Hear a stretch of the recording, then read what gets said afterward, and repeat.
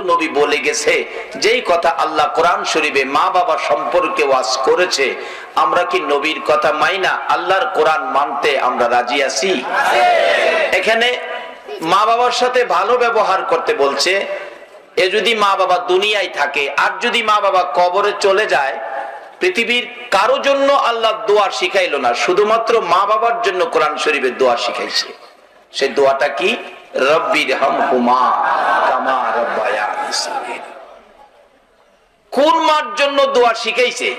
সেই মাটা কি জিনিস, মাটা কেমন, মা কোত্থেকে আইলো, মার অবস্থান কোথায়। একটা মা, মা লিখতে গেলে একটা অক্ষর দেখবেন, একটা অক্ষর, অক্ষরটার নাম ম। ম দিয়া মা। আজকে মারে আমরা চিনি না। নবী হাদিস শরীফে বলেছে এই মার পায়ের নিচে জান্নাত। নবীর কথা সত্য না মিথ্যা? যদি কেউ মিথ্যার আভাস একটু অন্তরে জাগে, তাহলে সব শেষ। টুপি আছে, পাঞ্জাবি আছে, দাড়ি আছে, নামাজ আছে, রোজা আছে, হজ আছে, জাকাত আছে, কিন্তু ঈমান নাই। ঈমান না থাকলে এগুলির কোনো দাম নাই। যেমন বন্দুক আছে, গুলি নাই, বন্দুক আছে, গুলি নাই, এই বন্দুক দিয়া কোনো কাম হয় না। এগুলি সব হলো বন্দুক, গুলি হইল ঈমান। আর সেই ঈমান হলো নবীর কথা। নবীর কথাগুলো মানতেই হবে। বলতেছিলাম যে নবীর কথা মানার জন্য আল্লাহ নিজে কোরআন শরীফে বলেছে অমাইয়িতির রাসূলা ফাকাদ আতা আল্লাহ। বলতেছিলাম সেই মা, ম দিয়া মা, এই মটার সাথে সম্পর্ক কত দেখেন। মসজিদ লিখবেন সেই ম, মাদ্রাসা লিখবেন সেই ম, মুহতামিম লিখবেন সেই ম, মুহাদ্দিস লিখবেন সেই ম, মুফাসসির লিখবেন, মুফতি লিখবেন, মক্কা লিখবেন, মদিনা লিখবেন, এমনকি নবী মুহাম্মদুর রাসূলুল্লাহ লিখবেন, তাও সেই ম। যেই মটার সাথে সম্পর্ক হলো মা, সেই মায়ের পায়ের নিচে জান্নাত।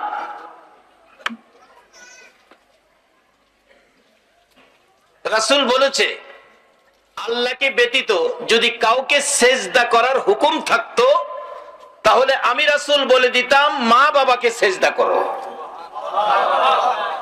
যে মা বাবা কত গুরুত্বপূর্ণ। বুড়া মা বাবার খেদমত, বুড়া মা বাবার খেদমত জিহাদের চাইতে বেশি নাকি। আপনি নামাজে দাঁড়াইছেন, মা বাবা দেখে নাই, আপনারে ডাক মারছে, আব্দুল মালিক নির্দেশ হলো নামাজ ছাইরা দিয়া মার ডাকে সাড়া দাও। বাবা, মা বাবা তোমার মসজিদ, মা বাবা তোমার মাদ্রাসা, মা বাবা তোমার মক্কা, মা বাবা তোমার মদিনা, মা বাবাই তোমার জান্নাত, মা বাবাই তোমার জাহান্নাম। এখন মা বাবার পক্ষ নিয়ে জান্নাত নিতে আপনারা রাজি আছেন? কিভাবে নিবেন? নবীজি ওয়াজ করেছেন হাদিস শরীফে, আল্লাহ পাক ওয়াজ করেছেন কোরআন শরীফে। এবার বাস্তবে আসুন, মা বাবার চাইতে আপন পৃথিবীতে কাউরে খুঁজে পাবেন কিনা? একটা বাস্তব ঘটনা, আমাদের এলাকার ঘটনা। এক মা, সন্তান বড় হয়েছে, বিয়ে শাদী করাইছে, কিন্তু বিবি সাহেব সুবিধার পরে নাই, চাকরি করতো ব্যাংকে।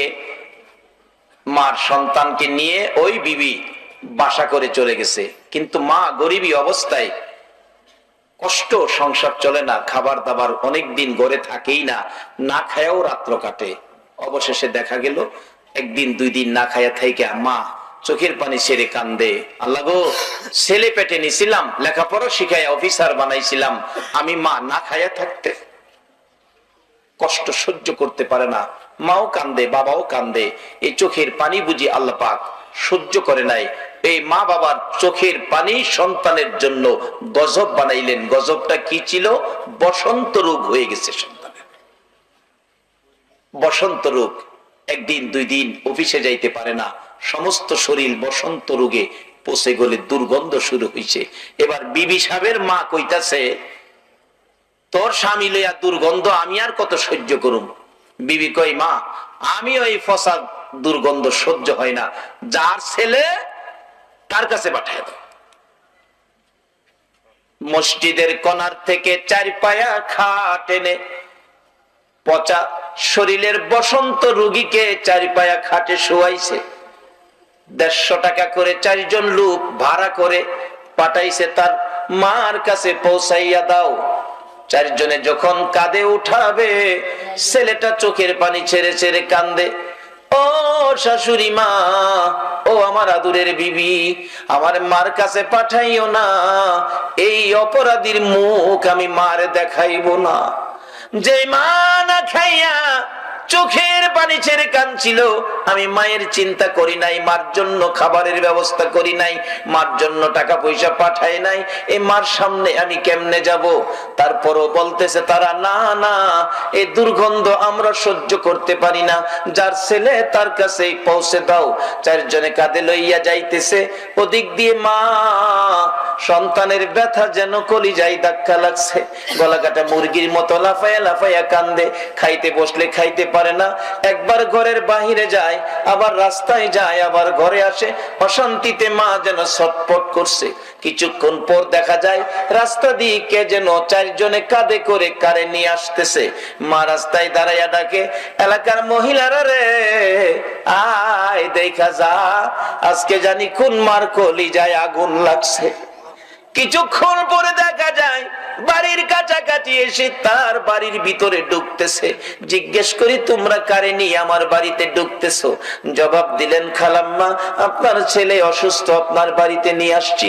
উঠানে নামাইলে মা চোখে চোখে তাকাইয়া চোখের পানি ছেড়ে দেন, বাবা গো, তোমার এত বড় অসুস্থতা তুমি কি আমার আগে বলতে পারলা না? ছেলেটা জবাব দেয়, মা গো, আমি কেমনে বলবো গো, আমি যে তোমারে কিছুই দিলাম না কষ্ট ছাড়া, তোমাকে খাবারের ব্যবস্থা করলাম না, না খাইয়া কষ্ট করেছো। মা, মা গো, আমার শাশুড়ি মা, আমার আদুরের স্ত্রী আমাকে ঘর থেকে বের করে দিল, দুর্গন্ধের যন্ত্রণা। মা, আমি জানতে চাই তুমি কি আমার বের করে দিবা গো? মা চোখের পানি ছেড়ে ছেড়ে বুকের সাথে চাপাইয়া ধরে 2 গালে চুমাইতেছে। বাবা গো, সবাই শাশুড়ি এবার মেয়ের জামাই ছেড়ে দিতে পারে, স্ত্রী স্বামী ছেড়ে দিতে পারে, মা কোনদিন সন্তান ছাড়তে পারে না। মা আনজাইয়া ধরে ঘরের ভিতরে নিয়ে গেছে। বাবা, বাবা তুমি কষ্ট নিও না, কাইন্দো না, তোমার সকল চিকিৎসার ব্যবস্থা করতেছি। মা ঘরে বসে থাকে, আশপড়শি ঘরের মানুষগুলো বাড়ি ঘর ছেড়ে দিয়েছে দুর্গন্ধে, মা ঘরে বসে থাকে। বাবা দৌড়াইয়া কবিরাজের কাছে যায় আর ডাকতেছে, কবিরাজ রে, আয় আমার বাবা এমন অবস্থা, মন কয় বাবা বাঁচবো না। সব যেদিন পর হয়ে গেল, বলুন পাশে আপন হইয়া কে রইল? আল্লাহু আকবার বলো। এই মায়ের কথা, বাবার কথায় আমার আল্লাহ কোরআন শরীফে ওয়াজ করেছে, হাদিস শরীফে আমার নবী ওয়াজ করেছে। বাবারা ভাইয়েরা, এই নবীকে যদি ভালোবাসেন, এই নবীর কথাগুলো আমাদের মানতে হবে। বলুন, নবীকে ভালোবাসা আমাদের দরকার আছে কিনা? কেন ভালোবাসবেন না? যে নবী আরশে যায় না, উম্মতের মায়ায় সোনার মদিনায় শুধু শুয়াই থাকেন না 24টা ঘন্টা, নবী উম্মতি উম্মতি বলে কান্দে। হাসরের জমিন যেদিন কায়েম হবে, আমার আল্লাহ যেদিন বিচারের কোট নিয়ে বসবেন, আমার আল্লাহ ডাকবেন, ফেরেশতারা রে, আমার বন্ধু কই? বন্ধু না আসা পর্যন্ত বিচারের কাজ শুরু হবে না। ফেরেশতা জিবরাইল, ইসরাফিল, আজরাইল, মিকাইল, 4 জন মাশহুর ফেরেশতা ঘুরতে থাকবে, কোথাও খুঁজে পাওয়া যায় না। জিবরাইল যাইতে যাইতে যাইয়া দেখবে ফুলসিরাতের কিনারে আমার নবী উম্মতের মায়ায় কান্দে। জিবরাইল পিছন থেকে ডাক দিবে, হুজুর কাঁদতে হবে না গো, বিচারের কাজ শুরু হবে, চলুন যাই। আমার আল্লাহ ঘোষণা করে দিয়েছে, যতক্ষণ পর্যন্ত আমার বন্ধু আমার পাশে না আসবে, হাসরের বিচারের কোট শুরু হবে না। হুজুর চলুন যাই, তাড়াতাড়ি চলুন। আমার নবী জবাব দিবেন না, আবার ডাক দিবেন, তারপরও নবী কথা বলবেন না। তিনবারের মাথায় আমার নবী মুখমণ্ডল ঘোরাবেন, জিবরাইল তাকিয়ে দেখবে আমার নবীর চোখের দুই পাশে কালো দাগ হয়ে গেছে। চোখের পানি পড়তে পড়তে একেবারে কালো দাগ হয়ে গেছে। ডাক দিবেন, জিবরাইল হুজুর এখানে দাঁড়ায়া দাঁড়ায়া এইভাবে কেন কাঁদতেছেন গো নবী? আমার নবী ডাক দিবেন, জিবরাইল এই রে ফুলসিরাতের ফুল, আমার ভয় লাগে রে, এই নিষ্ঠুর ফুল ফুলসিরাত থেকে না জানি আমার উম্মতেরা কাইটা কাইটা নিচে পড়ে যায় রে, এই মায়ায় আমি ফুলসিরাতের ফুলের কিনারে কান্দি। জিবরাইল বলবেন,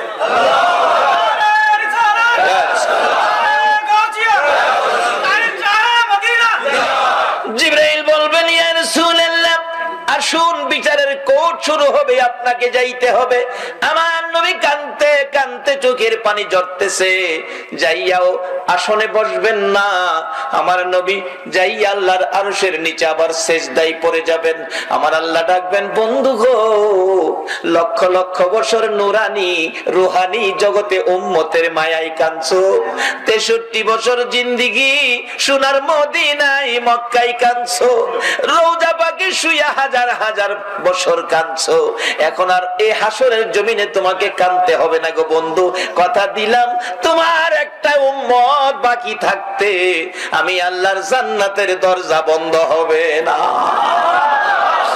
বন্ধু গো, তারপরেও কাঁদতেছো, মাথা উঠাও গো বন্ধু, মাথা উঠাও।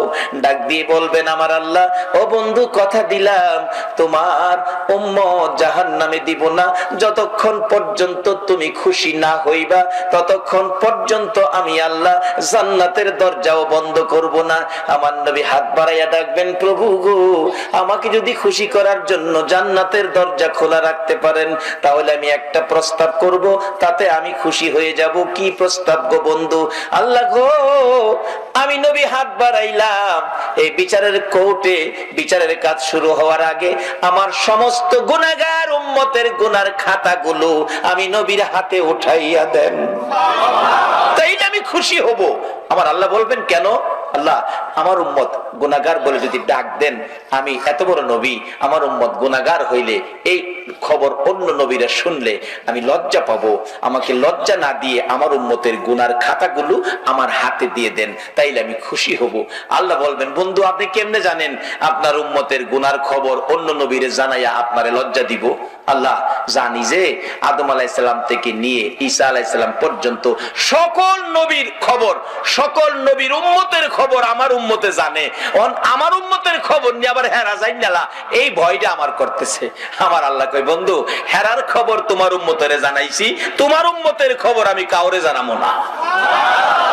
ছেলে গুনাহ করছে, মার কাছে কমো না, বাবার গুনাহ ছেলের কাছে কমো না, একজনের গুনাহ আরেকজনের কাছে কমো না। বন্ধু আমি কথা দিলাম তোমার উম্মতের গুনাহ খাতা তোমারে দিব না, তোমারে জানামো তো অন্য নবীরা জানবে দূরের কথা, আমি তোমারেও জানতে দিব না, গোপনে গোপনে তোমার উম্মতেরে আমি মাফ করে দিব। এখন সেই নবী পায়া আপনারা খুশি না বেজার? এখন নবীর আদর্শ, নবীর প্রেম গড়ে নিতে রাজি আছেন? নবীরে গড়ে নেন, কিভাবে নিবেন আসতেছি সামনে। বলতেছিলাম সেই নবীর কথাগুলো মানতে হবে, সেই নবীর কথা মানাই হলো নবীকে গড়ে নেওয়া। বলতেছিলাম কেন মানবেন না? আমার নবী মদিনায় শুইয়াছে, আরশে গেল না, সিদরাতুল মুনতাহায় গেল না, জান্নাতুল ফিরদাউসে গেল না। এবার জিবরাইল প্রস্তাব করেছিলেন, প্রশ্ন রেখেছিলেন, হুজুর আল্লাহর নবী গো, এত সুন্দর প্রস্তাব, আরশে থাকবেন, এত শান শৌকতের জায়গায় থাকবেন, সব সময় আল্লাহর আরশের পাশে আমার আল্লাহর সামনাসামনি থাকবেন, ওখানে যাবেন না, মদিনার মাটিতে থাকবেন, উম্মতের মায়ায় পড়ে থাকবেন, তাতে কি লাভ হবে আপনার, কি লাভ হবে উম্মতের?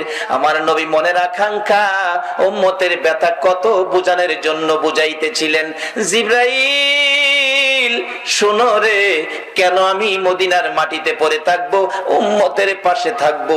দুনিয়ার জমিনে দেখো মুরগি যখন বাচ্চা ফোটায়, মা মুরগিটা বাচ্চা লইয়া ঘোরাঘুরি করে, বাচ্চার উপর বিপদ, চিলকাক উড়ে বাচ্চা নেওয়ার জন্য। এমনি সময় মা মুরগিটা দুইটা পাখা বাড়ায়া দৌড়াদৌড়ি করতে থাকে।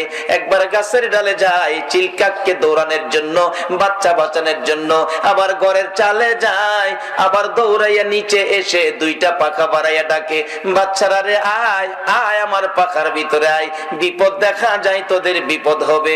মা ডাক দিলে বাচ্চাগুলো দৌড়াইয়া মায়ের পাখার নিচে ঢুকে, মা পাখার ভিতরে লইয়া মাঝে মাঝে মাথাটা ভিতরে ঢুকাইয়া সান্ত্বনা দেয়, বাচ্চারা রে ভয় পাইস না, চিন্তাও করিস না, আমি মা বুকের মধ্যে তোদেরকে নিয়ে আসছি, পাখার ভিতরে ঢুকাইয়া ফেলছি, আমি মা কথা দিলাম রে, আমার জীবন থাকতে একটা বাচ্চাও ক্ষতি হবে না।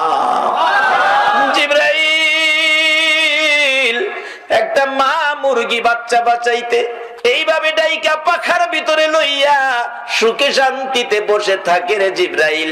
আমি নবী ও মদিনার মাটিতে শুইলাম রে, আমার উম্মতের মায়ায় রে, আমার সারা পৃথিবীর উম্মতের যদি কোনো বিপদ দেখা দেয়, আমি নবী বাচ্চাওয়ালা মুরগির মতো মদিনার জমিন থেকে দুইটা হাত আমি বাড়াইয়া দিব। আমি নবীর মন চাই বাচ্চাওয়ালা মুরগির মতো, বাচ্চাওয়ালা মুরগির মতো আমার উম্মত গুলো দুই হাতের মধ্যে লইয়া মদিনার মাটিতে সুখে শান্তিতে পড়ে থাকি। বলুন এত দয়ার নবী, মায়ার নবীর কথাগুলো মানা আমাদের দরকার আছে কিনা? মা বাবার ওয়াজ আমার নবী নিজে করেছে, শুধু ওয়াজ করে নাই, নবী নিজেও মায়ের ব্যথা বাবার ব্যথায় কাঁদছে। কি পরিমাণ কান্না! আসুন সামনে। বলতেছিলাম ওই মা বাবার কথা কেন ভুলে যাবেন, মা বাবার খেদমত কেন করবেন না? দেখুন না, যেদিন সব পর হয়ে গেছে একমাত্র আপন থাকলে কে আছে? মা এবং বাবা। দুর্গন্ধ, আশপাশি সব লোক চলে গেছে, বাড়ি ছাইরা দিছে, এত দুর্গন্ধ। আর মানুষের দুর্গন্ধ কিন্তু সবচেয়ে বেশি দুর্গন্ধ। এমনকি ভাই বোন গুলো পর্যন্ত ঘরে থাকে না, চাচার ঘরে চলে গেছে। রাত্র গভীর, কবিরাজ আনে বাবা দৌড়াইয়া, এত কবিরাজ আনে কিন্তু ভালো হয় না। হবে কেমনে? মা বাবার মনে যে কষ্ট দিছে, আল্লাহর গজব যে তাকে ধরে ফেলছে। আল্লাহর গজব কাউরে ধরে না, ধরে না, আর ধরলে ছাড়ে না। শেষ পর্যায়ে চলে গেছে, অসুস্থতা বেশি, মন কয় বাঁচবে না। রাত্র গভীর, মা বসন্তের গোটার ফয়জন গুলো পরিষ্কার করে, মাঝে মাঝে চোখের পানিগুলো মুছে, বাবার এক পাশে বসে আছে, মাথাটা ঘুরাইয়া ঘুরাইয়া একবার বাবার দিকে চায়, আবার মার দিকে চায়। মা ডাকতেছে, বাবা গো এইভাবে কেন চোখ ঘুরাইয়া ঘুরাইয়া চাও? চাওয়াতে বোঝা যায় তুমি বুঝি বাঁচবা না গো বাবা। একটা চিৎকার মারছে, মা মা গো আমি বাঁচবো না। তোমরা দুইজনের দিকে বারবার ঘুরে ঘুরে তাকানোর উদ্দেশ্য হলো, কারণ হলো বাবা গো দুর্গন্ধে আশপাশি মানুষ ঘর ছাড়লো বাড়ি ছাড়লো, তুমি কেন ঘর ছাড়লা না, বাড়ি ছাড়লা না? মা সবাই বাড়ি ছাড়লো, ঘর ছাড়লো, তোমরা ঘর ছাড়লা না, নাকে ও কাপড় দিলা না, সবার নাকে দুর্গন্ধ লাগলো, তোমাদের নাকে কি দুর্গন্ধ লাগে না?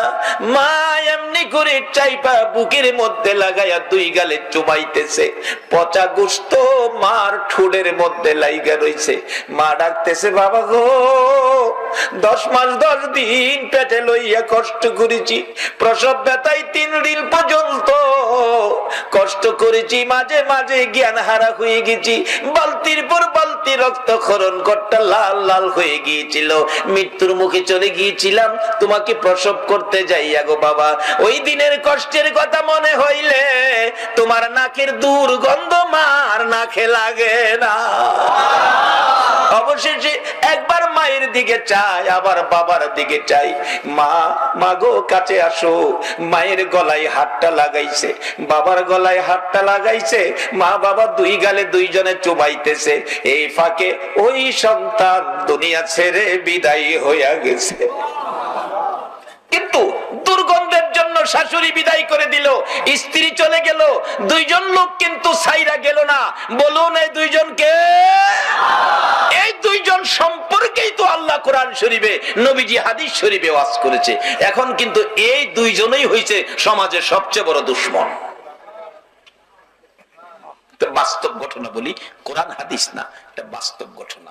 এক বেচারা শাশুড়ি মা এসে পরে বাজার থেকে এত বড় মাছ আনছে, যেই মাছ জীবনে দেহেই নাই কোনদিন। আমার জীবনও যে মাছ দেহি নাই। আপনাদের কাপ্তাইটা এদিকে না ওদিকে, এই কাপ্তাই এক মাহফিলে 2-4 বছর আগে হয়তো একটা মাছ দেখছিলাম। এক ভদ্রলোক মাছ আমাকে দেখাইতে নিছে, একটা মাছ 30 কেজি ওজন। আমার জীবনে দেখি নাই, এদিন দেখছিলাম। এই মাছটা নাকি কোন নদীতে ধরাত পড়ছে, 30 কেজি ওজনের মাছ। যাই হোক, এর চেয়ে বড় মাছও আছে, হয়তো আমি দেখি নাই। এই বড় মাছ দেখে খুশি, বহুত খুশি। আমার মা এসে বেড়াইতে এত বড় মাছ আনছে, স্বামীরা আমার লক্ষ্মী, কত ভালো। কিন্তু স্বামীর মা এসে মাছ দেখে খুশি, ভৌগো এত বড় মাছ আমার পোলায় আনছে, তোর মা সাথে যাক, তোর মার উসিলাই আমিও তো মাছটা খামু। কি আমার ভাগ্য, জীবনে তো বড় মাছ দেখি নাই। অবশেষে ছেলের মা বলতেছিল, ভৌগো এই মাছের মাথাটা যদি আমারে দিতি। বলুন, যে মা 10 মাস 10 দিন পেটে রাইখা কষ্ট করছে, প্রস্রাব পায়খানা মেতরিনি পরিষ্কার করছে, রাত্র গভীর ঘুমের ঘরে আপনি 6 মাস বয়স, একটু চিৎকার দিছেন, মা ঘুমের থেকে হাত দিছে, প্রস্রাব করে দিছেন, প্রস্রাবের খাতা বদলাইছে, একটু পরে আবার একটু নড়াচড়ি করছেন, মা এমনি হাত দিছে, হাতটা একেবারে পায়খানাটার মাঝখানে পড়ছে। এরকম বাচ্চার পায়খানায় মা হাত দেয় নাই?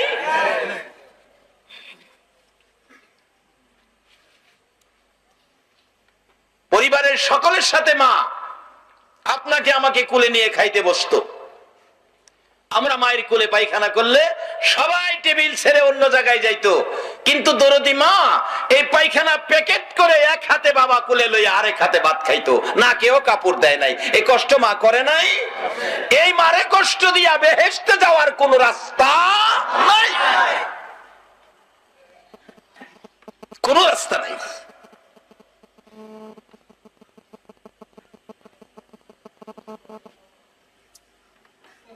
বাবারা দৌড়ান কেন? বেহেশত তো ঘরে, আপনি খুঁজছেন কোথায়, তালাশ করতেছেন কোথায়? বেহেশত তো আপনার ঘরে। কত পায়খানা মার কোলে করছি, কত প্রস্রাবে মায়ের কাপড় ভিজাইছি।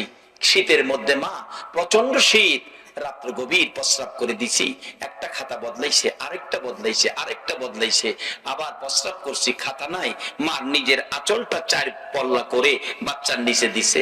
অবশেষে এখানেও প্রস্রাব, কিছুই নাই। মা দরদি প্রস্রাবের ভিজা জায়গায় শুয়া নিজের শুকনা জায়গাটায় সন্তানটারে দিয়া নিজে থরথর করে কাঁপছে, সন্তানকে কষ্ট দেয় নাই। বলুন, এই আচরণ মা সন্তানের পক্ষে করছে কিনা? কিন্তু সেই মা যে আপনার আমার কত কিছু আমাদের কাছে পাও না, এই ঋণ তো কেউ শোধ করেন নাই। বলে হুজুর মা তো দুনিয়ায় নাই, এখন কি করব? এখন ওই যে দোয়া রব্বির হামহুমা কামা রব্বায়ানি সগীরা বলতেছিলাম, মা বাবার জন্য কেন করবেন না? মা বাবার প্রতি কোরআন শরীফে হাদিস শরীফে সুন্দর ওয়াজ। যাই হোক, এবার এই ঘটনাটা আমি কোরআন হাদিস থেকে বলছি না, বাস্তবতার থেকে বলছি। সমাজে যা বাস্তবে যা ঘটতেছে বলতেছিলাম, মা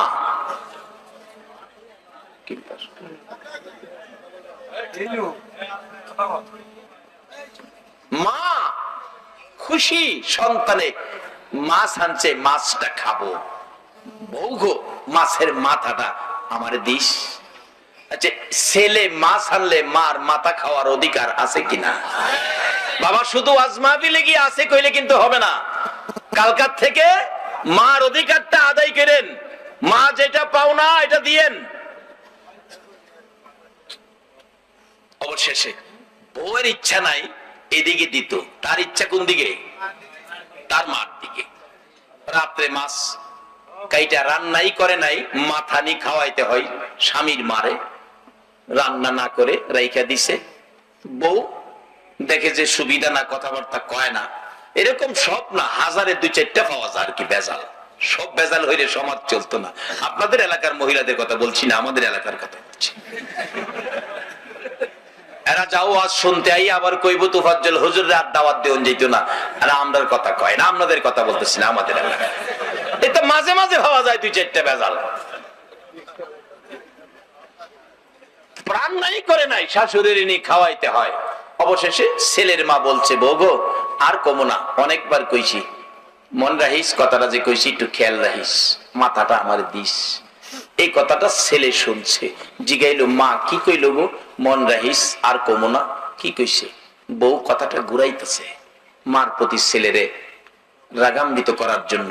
বলতেছে, তোমার মা যে সমস্ত কথা কয় অসামাজিক কথা, সমাজের এ কথাটি বলা যাবে না, এরকম মারাত্মক খারাপ কথা বলতেছে যেটা আমার মুখে দিয়ে আসে না। ছেলে কয়, আমার মা এরকম কথা বলে? বলো কি তুমি? হ্যাঁ, তুমি তো বিশ্বাস করতে না কইলে, অসামাজিক কথা খালি কয়। তো এই মারে নিয়ে আমি বিপদে পড়বো, সমাজে নিয়ে আমার কলঙ্ক হয়, কি করতে পারি? ওই বউ পরামর্শ দিছে, চিন্তা করো না, এখন কোনো হাউকাউ করো না, রাত্রে ঘুমাইলে খাতাটা বইলা নদীর ওই পারে যে শিয়ালের জঙ্গলা আছে, জঙ্গলা ফেলে দিলে শিয়াল খেয়ে ফেলবে, রাত্রে রাত্রেই কেউ জানবে না, সকালবেলা আমরাও কান্নাকাটি করব, আমরার মা কই গেল। ঠিক বুদ্ধি দিছ। রাত্রে ঘুমাইতে গেছে, ছেলের মার বিছানা তো পুরান বিছনা, ওই আগের থেকে যেটা থাকে। মেয়ের মা তো নতুন বিছনা, মেহমান হিসাবে সম্মান করতে হয়, নতুন চাদর বালিশ, কি সুন্দর বিছনা। এবার মেয়ের মা ছেলের মার বিছনা বইয়া কইতাছে, বিয়াই পান থাকলে পান খাই। দুইজন পান খাইতে খাইতে ছেলের মার বিছনা মেয়ের মা শুয়া ঘুমায় গেছে। আচ্ছা বলুন, আমরা যে যত কিছুই করি, এখনো সঠিক একজন বিচারপতি আছে কিনা? আচ্ছা বলুন তো, এই বিচারপতিটা কে? যাই করেন না করেন, একদিন ধরা পড়ে যাবেন সেই কোর্টে, যার বিচারে কোনো ভেস্কম করবে না, যাই যেটা ভানা এটাই দিব। অবশেষে ডাকতেছে, বিয়ান ঘুমাই নিছেন, আপনার বিছনাত যান, আমি তো এটা ঘুমামো, আপনার বিছনাটা সুন্দর, ভালো বালিশ চাদর সবকিছু সুন্দর, আমি সবসময় থাকি এটার মধ্যে, আমি ঘুমাই, আপনি হেডার যান। কিন্তু বেচারি ঘুমাই গেছে, উঠে না, ডাকাইতেছে, উঠে না। অবশেষে কয়, দুইজনের তো এটা কষ্ট হইব, হেডা যখন খালি, ছেলের মা কইতাছে, আমি না, ও হেডা তুই শুই। উল্টা পাল্টা হয়ে গেছে, ছেলের মার বিছনাত মেয়ের মা, মেয়ের মার বিছনাত ছেলের মা। রাত্র 12টা বাজে গেছে, আইতাছে দুইজন, হেইপার ফালাইতো, নদীর হেইপার, কর্ণফুলী নদীর হেইপার। আইসা দেখে নাকে মুখে খাতা দিয়ে ঘুমাইছে। বুড়া মানুষ তো, ছোট্ট বইলা প্যাকেট করে নৌকা তোড়াইয়া হেইপার ফালাই দিয়ে আই পড়তেছে, আর রঙের বইটা বাইতাছে। ঘরে কোনো বেজাল নাই, এখন ঘরের বেজাল দূর হইছে। বলুন, শাশুড়ি কি ঘরের বেজাল? মুরব্বী কি ঘরের বেজাল হতে পারে? ঘরের রহমত হইয়াছে সেই মা, যে মার পায়ের নিচে জান্নাত। আমার নবীর জীবনী, একজন সাহাবী এরকম বৃদ্ধা মাকে পিঠের মধ্যে নিয়ে, মা নড়তে চড়তে পারে না, পিঠের মধ্যে লইয়া যাইতেছে হজ করতে। হজের সম্পূর্ণ কাজ সমাধান করে নবীজির সামনে গিয়ে বলছি, ইয়া রাসূলুল্লাহ, ইনি আমার মা, যার পেটে আমি ছিলাম, যিনি দুধ আমি খেয়ে এত বড় হয়েছি, যিনি আমার প্রস্রাব পায়খানা পরিষ্কার করতেন, যিনি আমাকে 10 মাস 10 দিন পেটে রাখছিলেন, মাকে পিঠে করে হজের সকল কাজ আদায় করেছি। নবী গো, মা যে আমাকে কষ্ট করলো, মার কষ্টের হক কি আমার আদায় হয়েছে? রাসূল বলেন, ও সাহাবী, এই মাকে পিঠে নিয়ে এই কাজ করাতে তোমার মায়ের এক ফোঁটা দুধের হক এখনো আদায় হয় নাই। এক ফোঁটা দুধের হক এখনো আদায় হয় নাই। এই মারে কষ্ট দিয়া কাকে ধরছেন বেহেশতে যাইতে? হাসরের কোর্টে আমার আল্লাহ হবেন বিচারপতি, নবী করবেন উকালতি, সাক্ষী হবেন মা বাবা। কারো কোনো সুপারিশ শুনবে না। মা বাবা বলবে, নবী গো, আমার সন্তান ভালো ছিল, আল্লাহর পক্ষে, আমার আল্লাহর দরবারে নবীজি দাঁড়াইয়া বলবেন, মাননীয় বিচারপতি, মা বাবা সাক্ষী দিয়েছে আমার মক্কেল সন্তানগুলো ভালো ছিল, আমিও সেই ভালোর পক্ষে। আল্লাহ বলবেন, বন্ধু, মা বাবার সাক্ষী সন্তান ভালো, তুমি সেই ভালোর পক্ষে, আমি আর কোনো হিসাব দেখতে চাই না, বিনা হিসাবে আমি মাফ করে দিই। আর কারো কথাই হাসরের ময়দানে কাছে নবীজি দাঁড়িয়ে থাকবেন মা বাবার পক্ষের সাক্ষী নেওয়ার জন্য। আল্লাহ বিচার করবেন, ওকালতি করবেন নবী। ওই কোর্টে আল্লাহর নবী ছাড়া আর কেউ কথা বলার ক্ষমতা রাখবে না। কোন নবী রাসূল কথা বলতে পারবে না। ফাঁকি দিয়ে কিছু কথা বলবেন যারা চার তরিকার জ্ঞান সম্পন্ন আলেম নাইবে নবী আল্লাহর ওলি। আর কিছু বলার সাহস ক্ষমতা পাবেন যারা নবীর ভালোবাসায় শহীদ হয়েছে। হাসরের ময়দানে শহীদদেরকে সুপারিশ করার অধিকার দেওয়া হবে, চার তরিকার অলিগণকে সুপারিশ করার অধিকার দেওয়া হবে। আমার নবী নিজে তো অধিকারের সাগরই হয়ে থাকবেন এই সুপারিশের জন্য। যাই হোক, আমরা সেই নবীকে চিনব, নবীর কথা মতো আসল জায়গাটা আমরা পরিষ্কার করব। এবার ফালাইয়া দিয়ে আইসা পড়ছে ঘরে, বলে সমস্যা নাই, ঘরে আর ঝামেলা নাই। আইসা বিবি খুশি, কিন্তু ছেলেটার মনে দুঃখ যে মার পায়ের নিচে জান্নাত, মাকে ফালাইলাম, জিগাইলাম না মা কি কইছিন, বিবির কথাই ফালাইয়া দিলাম। মার বিছনার কাছে গিয়ে ডাকতেছে, মা গো, মা কি করলাম গো মা, তোমারে না জিগাইয়া ফালাইয়া দিয়ে এলাম। মা, ও মা, কাজটা ভালো করি নাই। তোমাকে দেখলে এক নজর তাকাইলে একটা কবুল 7টা উমরা হজের সওয়াব হইতো। কি করলাম আমি, কি করলাম? আফসোস করতেছে, আক্ষেপ করতেছে। এই আক্ষেপ আফসোস শুনে ওই বিছনার থেকে মার ঘুম ভাঙছে। মা ঘুম থেকে উঠে, পাগলিনী মা দৌড়াইয়া সামনে, কি রে বাবা, তুমি কি স্বপ্নে কিছু দেখছো?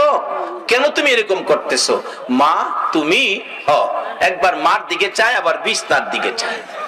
তুমি তুমি এই পার থেকে এই ফারাইলা কেমনে?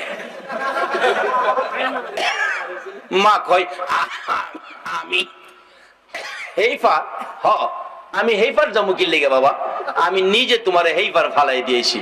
কিরে বাবা, এ কি কও? আমি এমন কি অপরাধ করছি আমার হেইফার ফালাই দিবি?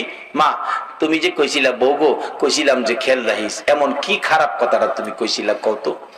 মা কই, বাবা আমি তো খারাপ কথা কই নাই, তুমি নাকি অসামাজিক কথা কইছো। না, কি কইছিলা তুমি কও? আমি কইছিলাম তুমি যে বড় মাছ টানছো, মাছের মাথাটা খাইতে কইছিলাম রে বাবা। মাছটা দেখে আমার আত্মাটা চাইছে, মাথাটা খাইতাম। বলছিলাম বউ গো, মাথাটা আমারে দিস। তোর বউ একটাবার কথা কইলো না। শেষবারের মতো বলছিলাম বউ গো, আর কিছু কমো না, কইছি যে মনে রাখিস, এটুকুই কইছি। ছেলেটা দুইটা চোখের পানি গাল বেয়ে বেয়ে ছেড়ে দিছে। মা, তুমি বলেছো মাছের মাথা খাওয়ার জন্য, আমারে বুঝাইছে তুমি নাকি অসামাজিক কথা বলছো, যেটা মুখ দিয়ে আসে না, এই জন্যই তো তোমারে নদীর ওই পার ফালাইয়া দিয়েছি। বাবা রে, এর লেগে ফালাই দিছস? কোন বিস্তারতে নিছস রে বাবা? এই বিস্তারতে জিহ্বাত কামড় মারছে। মা, বাবা রে, সর্বনাশ করছস রে বাবা, এই বিস্তার তো তোর শাশুড়ি আছে। আমার আল্লাহর কথা মাইনা এইভাবে মা বাবার সম্পর্কে হিসাব কিতাব ক্লিয়ার করা আমাদের দরকার আছে কিনা? বলতেছিলাম মা বাবার মতোই আপন দুনিয়ার জমিনে নাই, হাসরের ময়দানে আমার নবীর মতোই আপন উম্মতের কেহ নাই। মা বাবার পক্ষে আসুন। মা বাবা যাদের দুনিয়াতে আছে, মা বাবার খেদমত করুন। খেদমতে খুশি করলে কি পাইবেন? নবীজি ওয়াজ করেছেন, বিররুল ওয়ালিদাইনি আফদালু মিনাস সালাত ওয়াস সাদাকাত ওয়াস সাওমি ওয়াল হাজ্জি ওয়াল উমরাতি ওয়াল জিহাদি ফি সাবিলিল্লাহ। রাসূল বলেন, একটা লোক নামাজ পড়লো, উত্তম ইবাদত, লক্ষ লক্ষ টাকা সদকা করলো, রোজা রাখলো, হজ করলো, উমরা করলো, এমন কি আল্লাহর রাস্তায় জিহাদ করলো। ইবাদতের মধ্যে এর চেয়ে বড় ইবাদত আর নাই। এতগুলো ইবাদত করে যেই নেকি পাইলো, আর একটা যুবক, আর একটা মানুষ, সে মা বাবার উদ্দেশ্যে, আল্লাহু আকবার বলুন, মা বাবার উদ্দেশ্যে রাত্র গভীর বাড়িতে যাওয়ার সময় মনে মনে ভাবতেছে, হাই রে আমার মা বুড়া মানুষ, আমার বাবা বুড়া মানুষ, মা বাবার জন্য কি নিতে পারি, মা বাবার জন্য কি কিনতে পারি। যাই একটা ফলের দোকানে ঢুকছে। ও ফলের দোকানদার, আমার বুড়া মা বুড়া বাবারে, যেই বাবা বাড়িতে যাওয়ার আগে সন্তানের মায়ায় বাস স্ট্যান্ডে যাইয়া দাঁড়াইয়া থাকতো, যেই মা সন্তান বাড়িতে না আসা পর্যন্ত রাত্র 2টা বাজলেও দরজাটা খুইলা দাঁড়াইয়া থাকতো, ওই মা বাবার জন্য কি নিতে পারি রে বাবা?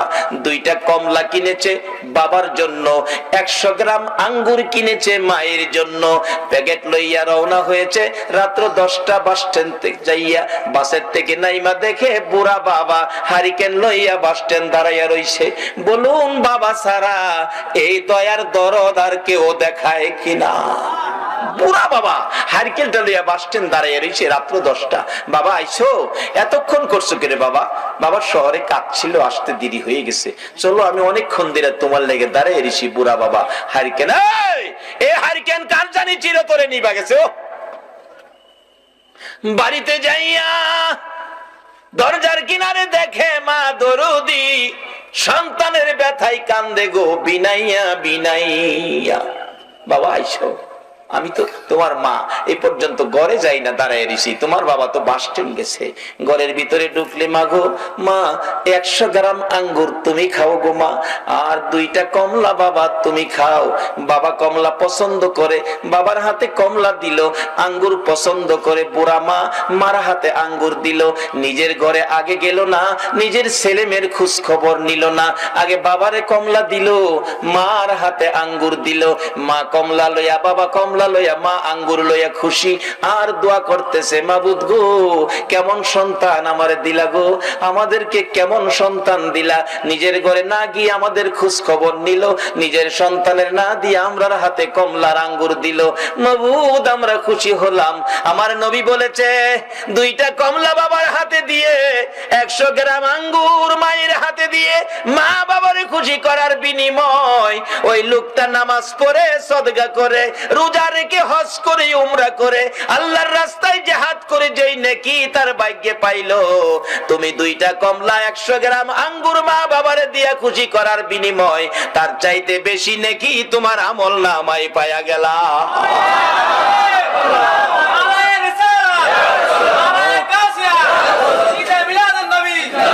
বাবারা, মা বাবারে কষ্ট দিয়া মক্কা মদিনায় হজ করতে যাইেন না।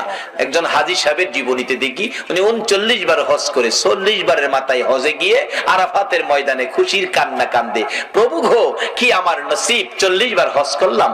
গায়েবে আওয়াজ হইতেছে, হাজী 40 বার কেন, হায়াত পায়া 40,000 বার হজ করলেও তোমার হজ কবুল হবে না।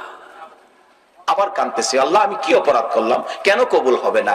গায়েবী আওয়াজ হচ্ছে, হাজী রে একদিন তোর গর্ভধারিণী মায়ের সাথে সাধারণ একটা জিনিস লইয়া কথা কাটাকাটি করে এক পর্যায়ে রাগ হইয়া তোর মারে লাথি মাইরা ঘরের বাইরে ফালাইয়া দিসলি।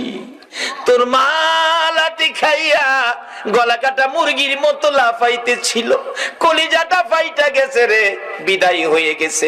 বিদায় মুহূর্তে 2টা হাত বাড়াইয়া বলেছিল, মাউত এই সন্তান পেটে লইয়া গো রাত্র ভরে কোনোদিন ঘুমাইতে পারছি না।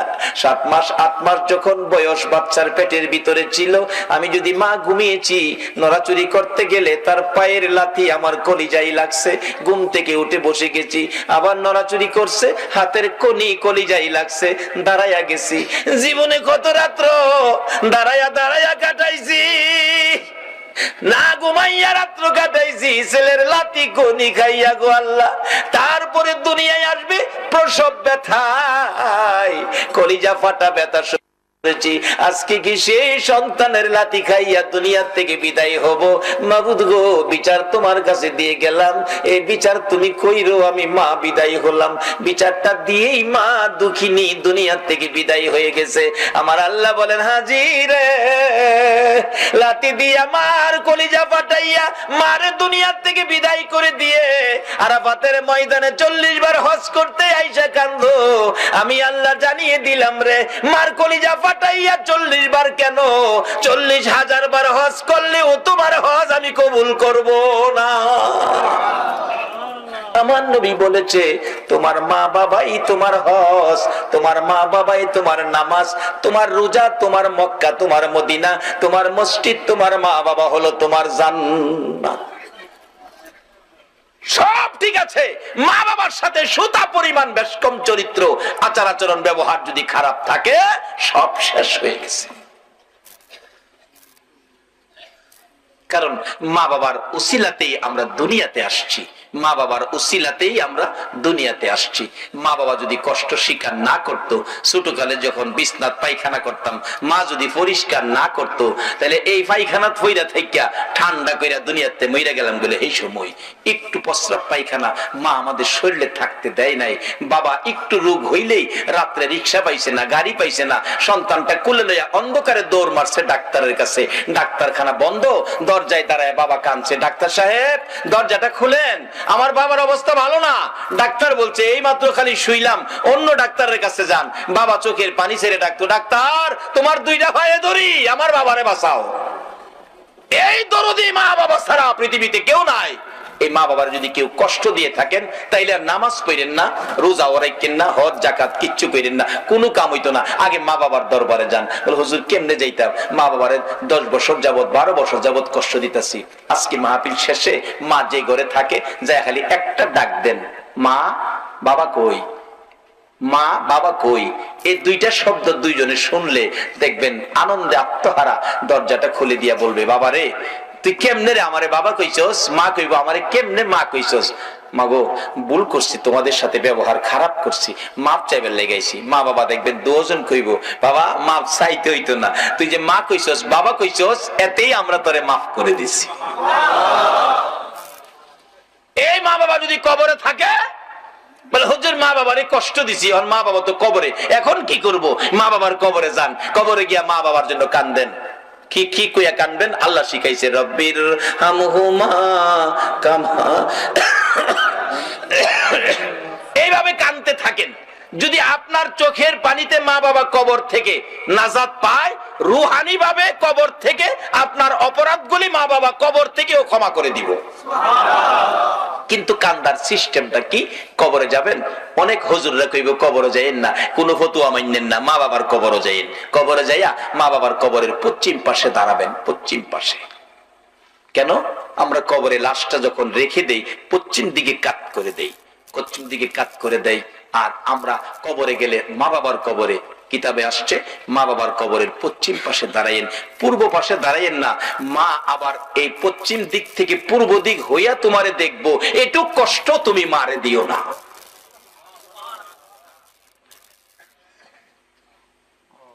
পশ্চিম পাশে দাঁড়াও, আর সাথে সাথে কোরআন তালাওয়াত দুরূদ ইস্তিগফার পাঠ কইরো না। কেন? সাথে সাথে কোরআন তালাওয়াত দুরূদ ইস্তিগফার পাঠ করতে থাকলে একটা নূরের পর্দা এসে তোমার মুখটাকে ঘুরে ফেলে। কাজে তোমার মা তোমাকে মন ভরে দেখতে পারে না। মা সন্তান দেখার স্বাদ আছে কিনা বলো? বাবারে মারে দেয় না, জিনিসপত্র দেয় না, মার খাবার দেয় না, কোনো কিছু দেয় না। এরপরও দেখেন সন্তানটা বাড়িতে বাইরে যায় সময় কেউ তাকায় না, কিন্তু মা কিন্তু তাকায় থাকে, একটা আশা করে তাকায়। বাবারে একবার যদি আমার দিকে চায় আমার একটা মা কইয়া যাইতি। সন্ধ্যার সময় বাড়িতে আইব, সব ঘুমায় রইছে, মার কোনো খোঁজ খবর নাই না। এরপরেও বলুন সন্তান ঘরে না ঢুকা পর্যন্ত মার চোখে ঘুম আইছে কিনা। একটু পরে পরে বাচ্চার মারে ডাহে, ও আব্দুর রহমানের মা আমার ছেলেটা আইছে, অথচ ছেলে তার খবর নাই না। মা কিন্তু খবর না নিয়ে পারে না। বলতেছিলাম যে মা আপনাকে আমাকে দেখার জন্য ব্যস্ত থাকে, কবরে যাইয়াও সন্তান কবরের পাশে গেলে মা ছেলেকে দেখতে চাই, বাবা ছেলেকে দেখতে চাই।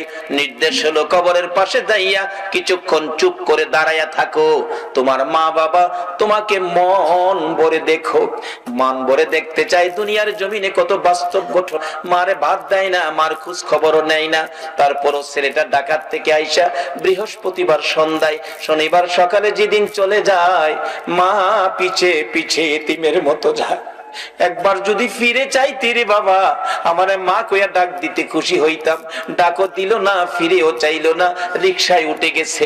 রিকশায় উঠে রিকশা টান দিয়ে ওই মোড় ঘুরে যখন এদিকে যাইতেছে, মা এদিকে দিয়া দেখে না, দৌড়াইয়া বাড়ির পিছনে যাইয়া তাকাইয়া রইছে। আমার ছেলে যাই গো, একবার ফিরে চায় না। যত দূর পর্যন্ত দেখা গেল মা ওই রান্নাঘরে পায়খানার কিনারে দাঁড়াইয়া সন্তানের দিকে তাকাইয়া থাকে। বলুন এরকম দরদ মার সন্তানের জন্য আছে কিনা? কিন্তু মার জন্য আমরা কি করলাম? আমরা কি করলাম মার জন্য? আমার নবী নিজেও মা বাবার জন্য পাগল ছিল, উম্মতের এই আদর্শটুকুন দিয়ে গেল। বাস্তব ঘটনা, আমার নবীর বয়স যখন 6 বছরে পৌঁছে নাই, আমার নবী সঙ্গীদের সাথে মাঠের মধ্যে ছিল। বিকাল হয়ে গেলে অন্য বন্ধুদের বাবা এসে টান দিয়া কোলে নেয়, 2 গালে চুমো দেয়, আর কত খেলবি, চল বাড়িতে যাই। আমার নবী তাকিয়ে থাকে, সঙ্গীদেরকে জিজ্ঞেস করে কে আসলো, তাকে কোলে নিয়ে 2 গালে চুমো দিল। ডাকতেছে সঙ্গীরা, ও মুহাম্মদ, তুমি তো জানো না এই ছেলেটার বাবা হইল ইনি, তাই না কোলে নিয়ে 2 গালে চুমো দিছে। আমার নবী তাকিয়ে আছে, বাবার কোলে সন্তান, বাবার আদর কত সুন্দর দেখা যায়। আরেকজন আয়েশা বাচ্চা কোলে নিল, 2 গালে চুমো দিল। আমার নবী তাকিয়ে আছে, নিতে নিতে দেখা যায় সকল সঙ্গীদেরকে বাবা এসে কোলে করে নিল, একজনকে কেউ কোলে নিল না। আমার নবী খোলা আকাশের নিচে দাঁড়াইয়া ওই বাবাগণের দিকে তাকাইয়া তাকাইয়া চোখের পানি ছেড়ে ছেড়ে কান্দে, আর নিজেকে নিজে প্রশ্ন করে, ও মুহাম্মদ, তোমার বাবা কই, তোমার এদিকেও কোলে নেয় না। আমার আল্লাহ বলেন, বন্ধু গো, তোমার বাবা নাই গো, তুমি এতিম। এই বলে তোমার আদর কমবে না। আমি কুল মাখলুকাতকে নির্দেশ করে দিয়েছি সবাই যেন তোমাকে ভালোবাসে, আর তোমাকে যদি ভালোবাসে আমি আল্লাহ দেখি, কথা দিলাম তোমার ভালোবাসার বিনিময়ে আমি আল্লাহর ভালোবাসা পায়া যাইব। কিভাবে ভালোবাসা পাওয়া যাইব? বাস্তব ঘটনা দেখুন। আমার নবী কাঁদতেছে, আমার নবী বাড়িতে যায় না, বাবার ব্যথায় কান্দে। সঙ্গীরা খবর দিলেন আমেনার কাছে, আমেনা গো, তোমার আদরের সন্তান ময়দানে দাঁড়াইয়া কান্দে, কি জানি ব্যথা আমাদের কাছে কয় না। দৌড়াইয়া যায় ডাকতেছে, বাবা গো, এইভাবে কেন কান্দো, কে মারছে, কে দুঃখ দিছে বলো, তোমার দাদারে দিয়া শক্ত বিচার করাবো। আমার নবী কান্দে, শিশু নবী মা, কেউ মারে নাই, কেউ ব্যথা দেয় নাই, সবাই আমার সঙ্গীরা বাবার কোলে উঠে বাড়িতে গেল গো মা, আমার বাবা কই, আমি বাবার কোলে উঠবো, বাবার ব্যথায় কান্দি।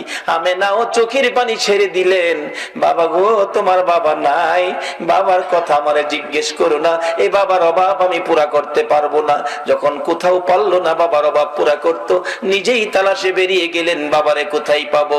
মরুভূমির উঁচু পাহাড়ের উপরে উঠে মক্কা নগরীতে চারদিক ঘুরে ঘুরে হাত বাড়াইয়া ডাকে, বাবা, বাবা তুমি কই গো, একবার আসো না, তোমার শিশু মুহাম্মদ রে কোলে নাও না। কে নিবে? নাই নবীর বাবা, মদিনার মাটিতে চির ঘুমিয়ে আছে। আবু জাহেল কোত্থেকে যেন আসতেছিল, একটা বাচ্চার কান্না শোনা যায় পাহাড়ের উপর।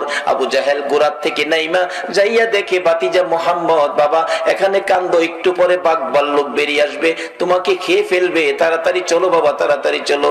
নিচে নামাইয়া গোড়ার পিছনে বসাইয়া আবু জাহেল সামনে বসে গোড়াকে চাবুক মারতেছে, গোড়া রে, বিপদ হবে তোর, বিপদ হবে আমার, বিপদ হবে আমার ভাতিজার, তাড়াতাড়ি চল, তাড়াতাড়ি চল, আমেনার কাছে পৌঁছে দেই।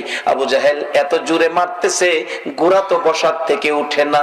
মাঝে মাঝে কিতাব লেখে সামনের 2টা পাও আকাশের দিকে বাড়াইয়া ডাকে, মাবুদ, তোমার বন্ধুরে পিছে বসাইয়া আবু জাহেল আমারে মারে। প্রভু গো, কথা দিলাম মারি খাইতে খাইতে জীবন দিব গো, তোমার বন্ধুর সামনে না নিলে আমি যাব না। আমার নবীর ভালোবাসায় চারি পায়া জানোয়ার গোড়া যখন এইভাবে নবীর ভালোবাসায় ব্যথায় ব্যতীত হয়েছে, আবু জাহেল মারতে মারতে সমস্ত শরীর রক্তাক্ত করে ফেলেছে, কয়েক জায়গার চামড়া ফাইটা রক্ত জমিনে পড়তেছে। অবশেষে আবু জাহেল বিরক্ত হইয়া ডাকতেছে, গোড়া রে, এত আদর করি, এত কথা শুনস, আজকে কেন উঠতেছস না, এত মার খাইতেছস? গোড়া ডাকতেছে, প্রভু গো, তোমার নবীর ভালোবাসায় হাত বাড়াইলাম, আমার জবান খুলে দাও না গো বন্ধু। আমার আল্লাহ বলেন, গোড়া রে, আমার বন্ধুর ভালোবাসায় গেলি, আমার ভালোবাসা পাইলি, যা যা, মানুষের মতো কথা বলার অধিকার দিয়ে দিলাম। একটা চারি পায়া জানোয়ার যদি নবীর ভালোবাসায় গেলে আল্লাহর ভালোবাসা পাইয়া মানুষের মতো কথা বলার অধিকার পায়, বলুন এই নবীর পক্ষে যাইয়া নবীর কথা মানলে, নবীর ভালোবাসা দিলে আমার আল্লাহর ভালোবাসা আমরা পাইব কিনা? নবীজি ডাকতেছে, আমি দেখি আমার চাচা আবু জাহেল এত মায়ের মারলো, গোরা অবশেষে মানুষের মতো কথা বলতেছে, এরে আবু জাহেল তোর কি মায়া না, আর কত আমারে মারবি, তাহলে তুই ওটা বসার থেকে উঠোস না কেন? গোরা ডাকতেছে, আবু জাহেল রে, না ওটার কারণ হলো পিছনে যারে বসাইছো ইনি হলেন রাহমাতাল লিল আলামিন, সকল সৃষ্টির জন্য। যেই নবী করুণা, যেই নবী রহমত, এই নবীরে পিছে বসাইয়া তুমি সামনে বসে বেয়াদবি করবা, আমি গোরা মার খাইয়া জীবন দিব, আমি বসার থেকে উঠবো না। আমার নবী পিছনে বসে আছে, তুমি সামনে বসে থাকবা, আমি চলতে পারি না, জলদি করে সামনে আনো নবীকে, তাহলে আমি সামনে চলবো। আবু জাহেল কই, বাতিজা বাজান সামনে আইও। নবীজির সামনে বসাইছে, গোরা চলছে নবীর ভালোবাসায়, গোরা আল্লাহর ভালোবাসা পাইয়া মানুষের কথা বলার অধিকার পাইলো। বাড়িতে পৌঁছে দিলে মা আমেনার কাছে, আমেনা তোমার ছেলেরে বাগে খাইতো, আমি যদি না দেখতাম। আমেনা মুস্কি মুস্কি হাসি, আবু জাহেল আমার এই ছেলেরে বাগে খাওয়ার সাহস নাই। কেমনে জানো তুমি? আমি জানি কেমনে। যেদিন আমার এই সন্তান পেটে ছিল, এদিন জংলার বাঘ এসে আমারে সালাম করে আমারে খবর জানায় গেছে, আমেনা গো তোমার কপাল ধন্য, তোমার পেটে রাহমাতাল লিল আলামিন। যেই নবী পেটে থাকলে বাঘে সালাম করে, এই নবীরে বাঘে খাইতে পারে না। নবীরে খাইবো দূরের কথা, নবীর উম্মতেরাই তো সালাম করে, গাউসে পাকেরে সালাম করে গেছে, গাউসে পাকেরে সালাম করে গেছে, খাইতে করতে সালাম করিতে কুলফানা।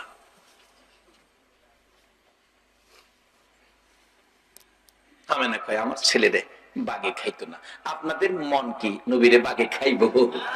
আল্লাহু আকবার। এই নবীর উম্মত আপনারা বাগে খাইতো, এই সাহস বাগে রয়েছে না। আর মশাই ফাইলে আমরা ছাড়ে না। চট্টগ্রাম মশাই কামড়া, কারেন্ট না থাকলে দেখতেন ঘুমাইলে মশা যে কি খুশি হয়, আইসা কানের কাছে গান কয়, বন্ধু ঘুমাইছো?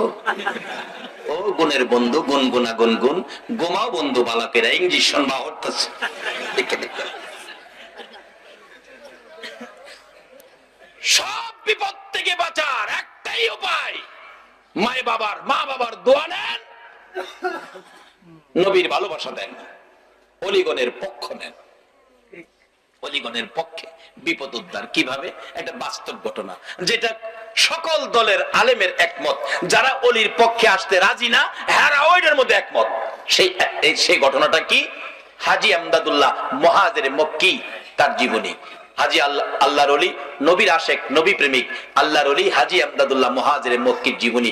এক লোকের বাচ্চা হারিয়ে গেছে, ছেলে বাচ্চা খুঁজে পাইতেছে না, মা বাবা অসহায়, কি যে কান্না, ছেলে নাই, ছেলে পায় না। অবশেষে কে যেন বললেন, আরে আল্লাহর ওলির কাছে যাও না, অন্ত ওলির কাছে গেলেই ফতোয়া আইবো, শিরিক শিরিক, ওলিরা কি দিব, ওলিরা তো মরে গেছে।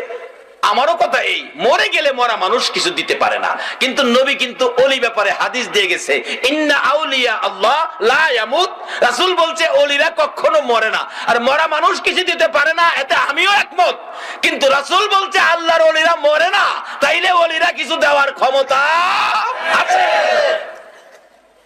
মরে গেলে তুমি মরে গেছো, ওলিরা মরে নাই, রাসূল বলেছে। হাজী আমদাদুল্লাহ মুহাজিরে মক্কি, সংক্ষেপ করতেছি রাত্র বেশি হয়ে গেছে।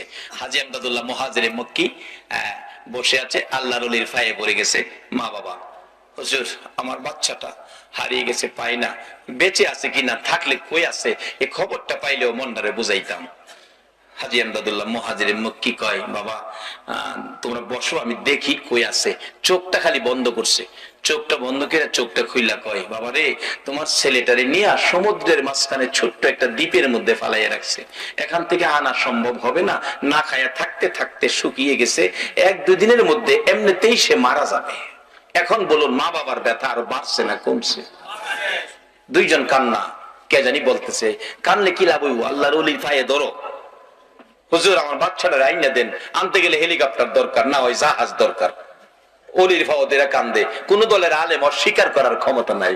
অলির ক্ষমতা কত দেখেন, বেলায়েতের হাত শুধু এই জায়গায় নয়, তারা প্রয়োজন হলে এই জমিন থেকে বেলায়েতের হাত বাড়িয়ে দিয়ে আল্লাহর আরশ পর্যন্ত ধরার ক্ষমতা রাখে। হাজী আমদাদুল্লাহ মুহাজির মক্কি পায়ে পড়ে কাঁদতেছে, মা বাবা হুজুর আমার বাচ্চাটা আইনা দেন, আর সহ্য করতে পারি না হুজুর, আজকে বেশ কিছুদিন যাবত বাচ্চা হারা। এবার হাজী আমদাদুল্লাহ মুহাজির মক্কি বলতেছেন, বাবা আচ্ছা একটু বসো। চক্ষুটা বন্ধ করে বলছে, যাও বাড়িতে যাও, তোমার ছেলেটা বাড়িতে আইছে। হেলিকপ্টার জাহাজের দরকার, কিছুক্ষণের মধ্যে কই ছেলে বলে বাড়িতে আইছে। দৌড়ে বাড়িতে গেছে, গিয়া দেখে নাজেহাল অবস্থা, জ্ঞানহার অবস্থা, ঘরের দরজায় পইরা রইছে। মা বাবা কুলে নিয়ে গোসল দিয়ে কিছু নাস্তা পানি খাওয়ায় কিছুটা সুস্থ হইলে বলতেছে, বাবা চলো যে হুজুরের দোয়াই তোমারে পাইছি, হুজুরটারে দেখায় নিয়ে আসি। কুলে লইয়া হুজুরের কাছে গেলে বলতেছে, বাবা এই যে দেখো এই হুজুর কত বরকতের হুজুর। ছেলেটা কয়, আম্মা আব্বা এই হুজুরটারে চিনেন? চিনি মানে এই হুজুরের দোয়াই তো তোমারে পাইছি। বাবা দোয়াই না তো, এই হুজুরটা কি করছে আপনি তো দেখেন নাই। এই হুজুরটা না সমুদ্রের কিনারে দাঁড়াইছে, সমুদ্রের কিনার থেকে দুইটা হাত ওই সমুদ্রের দ্বীপের মাঝখানে বাড়াইয়া দিছে। সমুদ্রের এপার থেকে দ্বীপের মাঝখানে হাত বাড়াইয়া আমাকে কুলে উঠাইয়া টান দিয়া উঠাইয়া নিয়ে আইছে। এটা বেলায়েতের হাত। এই হাত যেদিন আবার সমাজে বেরিয়ে যাবে, সকল বেজাল সমাজ থেকে দূর হয়ে যাবে ইনশাআল্লাহ। কিন্তু অলিরা এখন সমাজে আসতে চায় না কেন? আমরা অলিদেরকে ধাক্কা দেই, অলিদেরকে নিয়ে সমালোচনা করি, অলিদের দরবারকে নানান ফতোয়া দিয়ে দুর্বল করতে চায়। এই জন্য তারা নিশ্চুপ সুযোগ দেন। অলিদের হাত বেলায়েতের হাত বড় শক্ত হাত, যে হাতটা লম্বা হইতে হইতে সোনার মদিনায় যায়, যে হাতটা লম্বা হইতে হইতে আল্লাহর আরশ পর্যন্ত যায়। যা কিছু চাবেন তাই পাবেন, অলির হাতের মাধ্যমে হাতটা বাড়ান। কাজী আসুন আমরা সবচেয়ে বড় ভাগ্যবান যারা গাউসে পাকের মতো একজন অলির ভক্ত, খাজায়ে খাজেগার মতো, আতায়ে রাসূল খাজায়ে খাজেগার মতো একজন অলির ভক্ত আজকে চট্টগ্রামের জমিনে। আপনারা নসিব কত ভালো, কত অলি চট্টগ্রামের জমিনে ঘুমিয়েছে। আজকে সকল অলিদের রুহানি ফায়েজ আপনাদের উদ্দেশ্যে হাজির হয়ে গেছে। কাজী এই বরকত আপনারা পাবেন, কিন্তু সব বরকত একসাথে হবে যেদিন মা বাবার সাথে ব্যবহার ভালো করবে। ওই মা বাবা যদি কবরও থাকে, মা বাবার জন্য দোয়া করবেন, এই অনুরোধ আপনাদের প্রতি রাখলাম।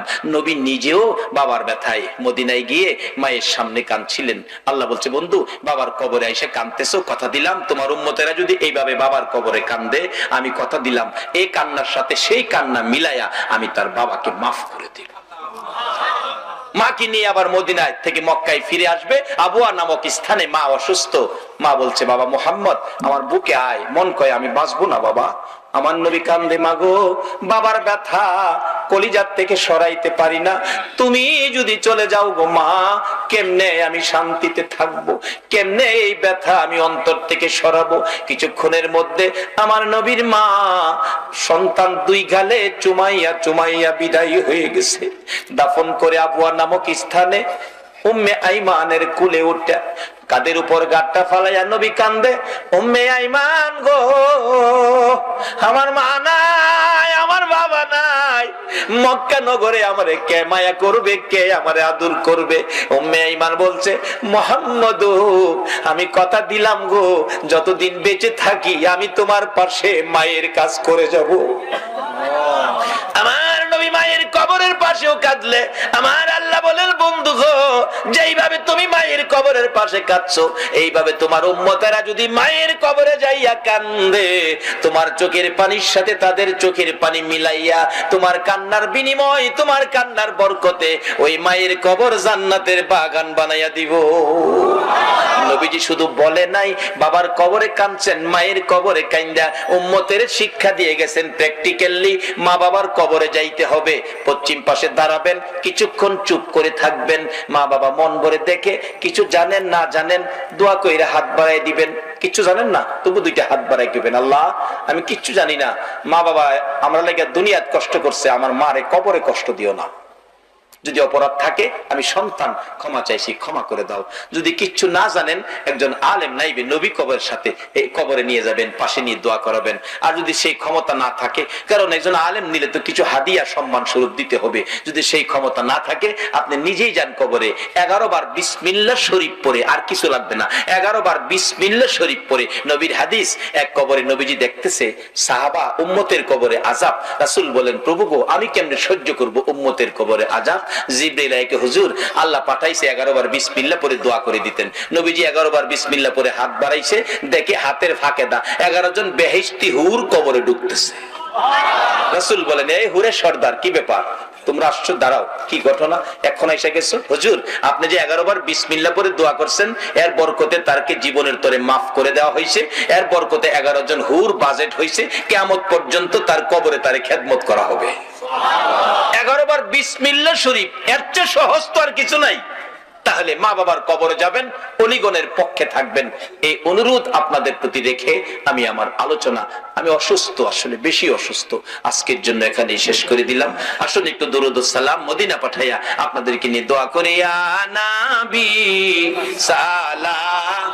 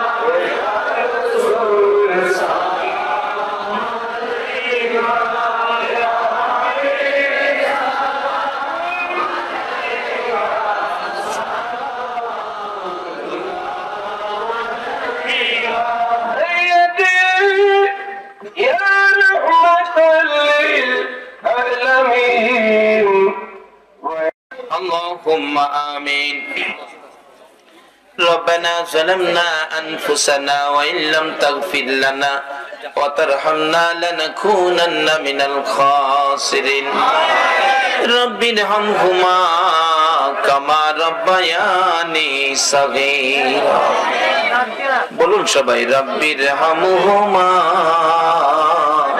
কামা রব্বায়ানি সগীরা। রব্বুল আলামিন মায়ার নজরে তাকায়া দেখো গো, রাত্র গভীর তোমার আদরের বান্দা লইয়া হাত বাড়াইছি মাবুদ, একবারে খালি হাত বাড়াই নাই, তুমি আল্লাহ নিজে যার উপরে 24 ঘন্টা দুরূদ ও সালাম পাঠ করো, ফেরেশতারা করে ইমানদারদেরকেও দুরূদ সালাম পাঠ করার নির্দেশ করেছো। মায়ার নজরে তাকাইয়া দেখো গো, তোমার আদরের ইমানদার বান্দারা তোমার হাবিবের উপর এই গভীর রাত্রে প্রাণ ভরে দুরূদ ও সালাম মদিনা পাঠাইছে গো আল্লাহ। আল্লাহ খাস করে আমাদের মধ্যে যারা বিমার শেফা করে দাও। আমি নিজে অসুস্থ, আরেকজন চক্ষু অপারেশন করবে শুনলাম, আল্লাহ গো আমাকে সহ চক্ষু অপারেশনকারী সহ সকল বিমারীকে শেফা করে নেক হায়াত বাড়াইয়া দাও। আমাদের মধ্যে যারা অভাবী, অভাব দূর করে দাও। আমাদের মধ্যে যারা নামাজি, নামাজ কবুল করে লও। যারা নামাজ পড়ে না, নামাজের বুঝ দান করে দাও। যারা ব্যবসা করে ব্যবসায় বরকত দাও। যারা চাকরি করে পদোন্নতি দান করে দাও। ইয়া আল্লাহ, যারা বিদেশ থাকে সকল বিদেশীদেরকে হেফাজতে রাখো গো আল্লাহ। যারা বিদেশ যাবে তাদের মনের আশা পুরা করে দাও গো আল্লাহ। ইয়া আল্লাহ, খাস করে জনাব শফিউল আলম, মাওলানা শফিউল আলম নিজামীকে আল্লাহ গো তুমি সুস্থ করে নেক হায়াত বাড়াইয়া দাও। তোমার নবীর আশিকগণকে যদি তুমি সাহায্য না করো, তোমার নবীর শান মান কে গাইবো গো আল্লাহ। আল্লাহ সুস্থ করে নেক হায়াত বাড়াইয়া দাও। ইয়া আল্লাহ, খাস করে আজকের মাহফিলে যারা এই পর্যন্ত কষ্ট করেছে, সকলকে তুমি আফত বিপদ আযাব গজব অ্যাক্সিডেন্ট বালা মুসিবত শয়তানের শয়তানি দুশমনের দুশমনি হইতে বাঁচাইয়া রহমত বরকত শান্তি দ্বারা ভরপুর করে দাও আল্লাহ। মা বোনদেরকে রাবিয়া বস্তির মতো বানাইয়া দাও আল্লাহ গো। এই মাহফিলের সকলকে ইমাম হাসাইন আর হুসাইনের মহব্বত অন্তরে পয়দা করে দাও। নবীর ভালোবাসার মালা সকলের গলায় পরাইয়া দাও। দয়ার নবীরে একদিন ঘুমের ঘরে স্বপ্নে দেখাইয়া দাও। নবীজিকে স্বপ্নে না দেখাইয়া কারো গায়ে সাদা পোশাক পরাইও না গো আল্লাহ। ইয়া আল্লাহর একটা দরখাস্ত করি, গাউসে পাক আল্লাহ গো, গাউসে পাকের পাগলগুলো এত রাত পর্যন্ত কষ্ট করেছে আল্লাহ। গাউসে পাকের রুহানি ফয়েজ, খাজা বাবার রুহানি ফয়েজ আল্লাহ গো। চট্টগ্রামের জমিনে যত ওলি আল্লাহগণ ঘুমিয়েছেন, আল্লামা গাজী শেরে বাংলার রুহানি ফয়েজ, হযরত করম আলী শাহ রহমাতুল্লাহের রুহানি ফয়েজ সহ চট্টগ্রামের জমিনের নিচে সকল ওলি আল্লাহগণের রুহানি ফয়েজ আমাদেরকে নসিব করে দাও। গাউসে পাকের গোলাম হিসাবে আমাদের সকলকে তুমি কবুল করে নাও গো আল্লাহ। মাবুদ গো, আজকের মাহফিলে দূর দূরান্ত থেকে আসছে আবার গাউসে পাকের গোলাম, তোমার নবীর গোলাম, যারা যেখানে যাবে সহি সালামতে পৌঁছাইয়া দিও গো আল্লাহ। ইয়া আল্লাহ, হযরত করম আলী শাহ রহমাতুল্লাহ আলাইহি স্মৃতি সংগঠন, এই যুবকদের সংগঠন তোমার মায়ের হাতে দিয়ে গেলাম। কিয়ামত পর্যন্ত এই সংগঠনের পক্ষ থেকে এই মাহফিল তুমি কায়েম রাখো গো আল্লাহ। এই যুবকদেরকে বেশি বেশি করে নেক হায়াত বাড়াইয়া দাও গো আল্লাহ। মাবুদ গো, যতগুলো দরখাস্ত করলাম মাহফিলের উসিলাই, দুরূদ ও সালামের উসিলাই, গাউসে পাকের রুহানি ফয়েজের উসিলাই সবগুলো তুমি কবুল আর মঞ্জুর করো গো আল্লাহ। ওয়া সাল্লাল্লাহু তাআলা আলা খায়রি খালকিহি মুহাম্মাদিন ওয়া আলা আলিহি ওয়া আসহাবিহি আজমাইন বিহাক্কি লা